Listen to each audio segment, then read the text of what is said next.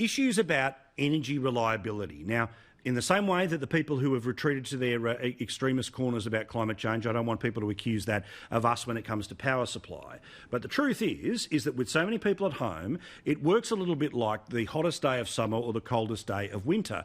More people are turning stuff on and they're trying to do it all at once. That's putting massive strain right now on our energy suppliers. In fact, according to the Daily Telegraph today, households are looking to face blackouts to shore up hospitals during this period of time. The Ausgrid chief, who is one of the power companies in New South Wales, said we've had to make some crucial but sensible decisions to do whatever we can take to protect important services such as hospitals, nursing homes and essential businesses. A few hours of short-term pain can mean that the world of difference later if we experience extensive damage to the network or impacts of COVID-19. Now, this is yet again in real time those of us who have talked about a reliable electricity supply.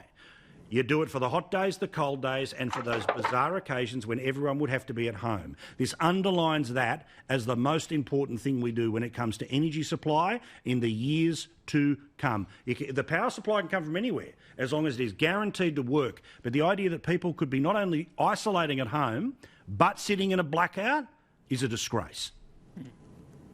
Well, let's address it in a couple of parts. Firstly, the broader issue about the need for reliable baseload power. And you can never walk away from that. And there will be people who tell you that that's not a necessity. It is. It's a necessity for life and it's a necessity for reliability for your industry. And at the end of all of this, pain and suffering and loss of life and economic heartache, we need something to look forward to, and that's something I hope is an economy that awakens from the slumber and provides opportunities for everyone once we get through this.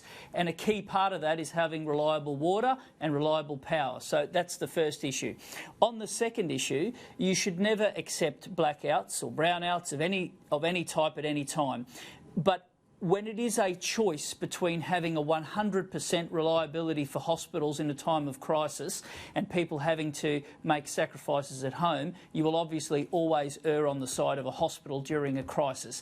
Now, that doesn't allow people to off the hook for bad decisions in the past. That doesn't allow people who have gone down a crazy ideological path of somehow saying that baseload power isn't necessary, but that's an argument for another day. In the short term right now, you have to make sure that every single person who needs treatment has the ability to get a bed, to get a ventilator and have electricity to supply those services. Well, again, Liz, this is the point, and it's not a conversation about renewable energy versus coal. It's about reliability and stability. That's why you have to have a system in the same way that, there'll be a debate about the internet and the decisions that have been made there. There'll be, raging discussions about that. There should be about power supply as well.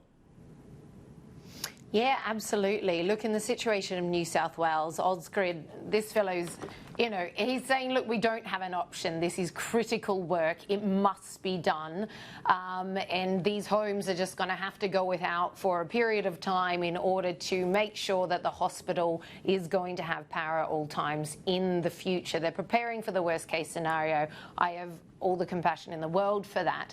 But not only power, I think a great many things are going to be revisited when it comes to how self-reliant we are and aren't with regards to power, with regards to manufacturing, a whole gamut of things as a nation that we now realise we've really let ourselves down in.